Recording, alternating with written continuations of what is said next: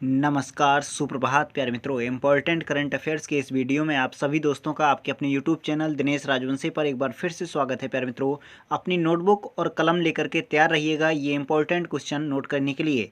Thumbnail में ही ये important question दिख रहा होगा। पहला, 15वें वित्त आयोग के अध्यक्ष कौन हैं?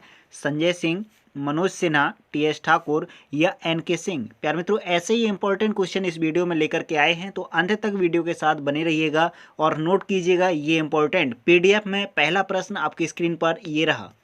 12 नवंबर 2020 का पहला प्रश्न नोट कीजिएगा। हाल ही में 15वें वित्त आयोग ने अपनी रिपोर्ट राष्ट्रपति जी को सौंपी है। इसके अध्यक्ष कौन है? चारों विकल्प आप पढ़ चुके हैं। राइट ऑप्शन नोट कीजिएगा, एन.के. सिंह। प्यारे मित्रों, एन.के. सिंह जो आपके 15वें वित्त आयोग के अध्यक्ष हैं, इन्होंने हमारे राष्ट्रपति जी श्री रामनाथ कोविंद जी को अपनी रिपोर्ट सौंप दी है। प्यारे मित्रों, तो देखिएगा ये रिपोर्ट क्या सौंपी है और किस उद्देश्य से। 15वें वित्त आयोग ने हाल ही में वर्ष 2021-22 से 2025 और 26 तक की अवधि के लिए अपनी रिपोर्ट राष्ट्रपति जी को सौंप दी है। 15वें वित्त आयोग द्वारा सौंपी गई ये रिपोर्ट 4 खंडों में तैयार की गई है। प्यारे मित्रों, इस रिपोर्ट का शीर्षक है प्यारे मित्रों, कोविड-19 के दौरान वित्त आयोग। ये इंपॉर्टेंट है, आपसे पूछा जा सकता है कि 15वें वित्त आयोग की रिपोर्ट का जो शीर्षक है वो क्या है, तो आपको ये याद रखना होगा। अगला प्रश्न ये रहा आपकी स्क्रीन पर दूसरा। हाल ही में वर्जिन हाइपरलूप ने super high speed levitating pod system पर दुनिया की पहली यात्री सवारी पूरी कर ली है। बताइए, वर्जिन हाइपरलूप ग्रुप के चेयरमैन कौन हैं? सुल्तान अहमद बिन सुलेम। प्यारे मित्रों, पहला विकल्प सही है। ये सुल्तान अहमद बिन सुलेम प्यारे मित्रों वर्जिन हाइपरलूप जो है उस ग्रुप के चेयरमैन है। प्यारे मित्रों, याद रखिएगा ये बहुत ही इंपॉर्टेंट और हाल ही में ये चर्चा का विषय है। हाइपरलूप देखिएगा, पूरा ये डिटेल दिया गया है बिंदुवार तरीके से, तो एक एक बिंदु को नोट कीजिएगा और ध्यान से समझिएगा। हाइपरलूप परिवहन का एक नया तरीका है जो प्रति घंटे 1000 से 1300 किलोमीटर तक की गति तय कर सकता है। सोच सकते हैं आप, 1000 किलोमीटर प्रति घंटे की स्पीड। प्यारे मित्रों, ये हाइपरलूप परिवहन का एक नया तरीका खोजा गया है। हाइपरलूप की परिचालन और पूंजीगत लागत की बात करें तो ये हाई स्पीड रेल से 2/3 है प्यारे मित्रों इसकी लागत। अगला बिंदु देखिएगा, आईआईटी मद्रास ने हाल ही में प्रौद्योगिकी के विकास में देश के युवा इंजीनियरों को प्रोत्साहित करने के लिए हाइपरलूप प्रतियोगिता भी आयोजित की थी। किसने? मद्रास आईआईटी ने। और अगला बिंदु देखिएगा, आपको बता दें कि महाराष्ट्र सरकार ने हाइपरलूप परिवहन तकनीक को व्यवहारिक एक वाणिज्यिक रूप प्रदान करने के लिए एक निजी कंपनी वर्जिन हाइपरलूप 1 को मुंबई से पुणे के बीच हाइपरलूप लिंक आरंभ करने की अनुमति भी दे दी है। याद रखिएगा, आपका महाराष्ट्र राज्य है जिसने हाइपरलूप जो टेक्निक है उसको अपनाने वाला पहला राज्य, और उसने कंपनी से समझौता भी कर लिया है जो मुंबई से पुणे के मध्य ये हाइपरलूप लिंक बनाएगी। और अगला बिंदु है, उल्लेखनीय है कि वर्जिन हाइपरलूप 1 द्वारा अमेरिका के नेवादा राजमार्ग के साथ दुनिया का पहला और एकमात्र पूर्ण पैमाने वाला हाइपरलूप परीक्षण ट्रैक डेवलूप का विकास किया है। इस डेवलूप यानी वैक्यूम ट्यूब के माध्यम से लगभग 1000 से 1300 किलोमीटर प्रति घंटे की गति से पॉड दौड़ सकेगी। प्यारे मित्रों, आप महसूस कर सकते हैं जिस समय ये परिवहन सेवा धरातल पर उतरेगी, यानी 1000 से 1300 किलोमीटर प्रति घंटे की स्पीड। प्यारे मित्रों, ये खर्चीला भी कम है, और एक और बात बताएं कि पर्यावरण के लिए बहुत ही सुरक्षित है, क्योंकि इसमें पॉल्यूशन का कोई भी ऐसा पदार्थ नहीं निकलेगा जो पॉल्यूशन बढ़ाए। तो ये पर्यावरण की दृष्टि से भी सुरक्षित है। तो इस टेक्निक को आप याद रखिएगा। और भारत ने महाराष्ट्र में जो मुंबई और पुणे हैं इनके बीच प्रारंभ करने के लिए ये टेक्निक समझौता कर चुकी है। हाइपरलूप जो आपकी टेक्निक है इसका संचालन आपके महाराष्ट्र राज्य में सबसे पहले होगा। और देखिएगा तीसरा प्रश्न, हाल ही में किस देश ने विश्व का पहला 6G सैटेलाइट लॉन्च किया है? प्यारे मित्रों, आप सोचिएगा, हम 4G चला रहे हैं और एक देश है जिसने 6G सैटेलाइट लॉन्च कर दी है। वो है टेक्नोलॉजी के मामले में आगे चीन देश। चीन ने प्यारे मित्रों 6G सैटेलाइट लॉन्च कर दी है। इस देश को हम नक्शे से देखते हैं, चीन है कहाँ पर।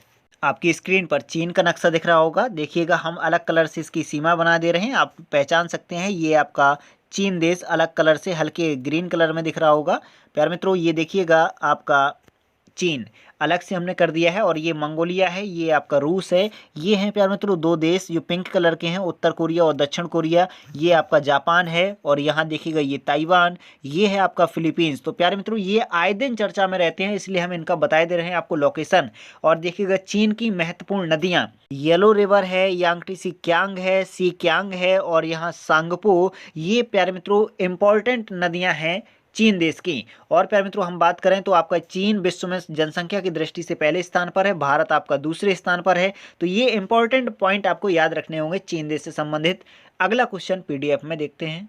अगला क्वेश्चन 4 है आपकी स्क्रीन पर। हाल ही में वित्त वर्ष 2020 में भारत के सबसे उदार व्यक्ति प्यारे मित्रों कौन है, यानी दान करने वाले, दान सर्वाधिक देने वाले व्यक्ति हैं प्यारे मित्रों इन चारों विकल्पों में से अजीम प्रेम जी। प्यारे मित्रों विप्रो कंपनी के ये चेयरमैन है अजीम प्रेम जी, जो अभी हाल ही में चर्चा में आ गए हैं क्योंकि इन्होंने सर्वाधिक दान किया है 2020 में।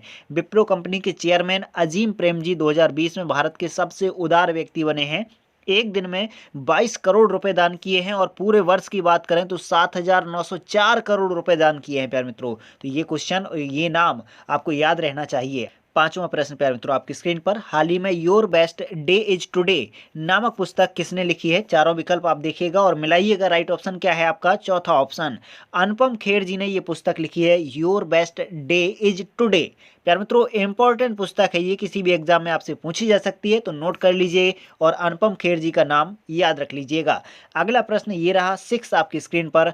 हाल ही में रक्षा मंत्री राजनाथ सिंह ने कहां पर एंटी सैटेलाइट मिसाइल सिस्टम के मॉडल का उद्घाटन किया है? राइट ऑप्शन है इसका पहला विकल्प नई दिल्ली में प्यारे मित्रों एंटी सैटेलाइट सिस्टम का मॉडल का उद्घाटन किया है राजनाथ सिंह, जो आपके रक्षा मंत्री हैं। और इसकी डिटेल देखिएगा। यह उद्घाटन रक्षा अनुसंधान एवं विकास संगठन डीआरडीओ के मुख्यालय पर किया गया है। इस मिसाइल को हिट टू किल मोड में एलईओ लो अर्थ ऑर्बिट से संबंधित परीक्षण को सफलतापूर्वक पूरा किया है। प्यारे मित्रों आपको याद दिला दें कि डीआरडीओ ने मार्च 2019 में ए सैट का सफल परीक्षण किया था एंटी सैटेलाइट का, याद रखिएगा प्यारे मित्रों। अगला क्वेश्चन आपकी स्क्रीन पर 7। हाल ही में किस टीम ने महिला टी20 चैलेंज 2020 का खिताब पहली बार जीता है? प्यारे मित्रों इस टीम का नाम आप याद रखिएगा, ट्रेल ब्लेजर्स टीम ने प्यारे मित्रों ये खिताब जीता है। इस टीम की कप्तान थी स्मृति मंदाना, याद रखिएगा इस खिलाड़ी का नाम। और इस टीम ने सुपरनोवाज टीम को हरा करके ये खिताब जीता है प्यारे मित्रों। और आईपीएल की अपडेट आपको याद होगी कि मुंबई टीम ने ये खिताब जीत लिया है, आईपीएल 2020 का खिताब प्यारे मित्रों। और आईपीएल की जो मुंबई टीम है उसकी मित्रों मालिकिन कौन है? आपकी जो नीता अंबानी है वो मुंबई टीम की मालकिन है प्यारे मित्रों, ये आपसे पूछे जा सकते हैं। तो आईपीएल 2020 से संबंधित जितने भी क्वेश्चन बनेंगे उसे अलग सेपरेट वीडियो में बना देंगे प्यारे मित्रों। बहुत जल्द आईपीएल से संबंधित क्वेश्चन मैं आपको वीडियो में लेकर के आऊंगा। ओके प्यारे मित्रों अगला प्रश्न है आज का कमेंट बॉक्स वाला प्रश्न। मालाबार अभ्यास का पहला चरण 3 से 6 नवंबर तक आयोजित किया जाना है। यह अभ्यास कहां आयोजित किया जाएगा? प्यारे मित्रों ये किया जा चुका है, यानी 3 से 6 नवंबर तक ये पहला चरण हो चुका है, दूसरा अभी चलेगा। तो इसका राइट ऑप्शन पहचानिएगा, यह अभ्यास कहां आयोजित किया गया था? प्रशांत महासागर, बंगाल की खाड़ी, अरब सागर या हिंद महासागर। ये आपके 4 ऑप्शन है प्यारे मित्रों, इनमें से एक सही ऑप्शन है। तो इसका कमेंट बॉक्स में आंसर जरूर दीजिएगा इस क्वेश्चन का। अगला प्रश्न है प्यारे मित्रों कल का कमेंट बॉक्स वाला प्रश्न, इसका आंसर सुनिएगा ध्यान से, मिला लीजिएगा। निम्नलिखित विकल्पों में से निसार क्या है? तो राइट ऑप्शन है प्यारे मित्रों एक उपग्रह है, सैटेलाइट है, ये आपका कृत्रिम उपग्रह है निसार। देखिएगा इसके बारे में डिटेल। नासा इसरो का यह एक संयुक्त उपग्रह कार्यक्रम है प्यारे मित्रों निसार। निसार का फुल फॉर्म दिया गया है NASA ISRO synthetic aperture radar उपग्रह वर्ष 2022 में लॉन्च किया जाएगा प्यारे मित्रों। ये कार्यक्रम जो संयुक्त नासा और इसरो ने चलाया है। नासा का फुल फॉर्म दिया गया है NASA aeronautics and space administration, ये अमेरिका की अंतरिक्ष एजेंसी है। और भारत की आपको याद है ISRO, Indian space research organisation. और निसार मिशन समझौते पर 2014 में हस्ताक्षर हुए थे प्यारे मित्रों।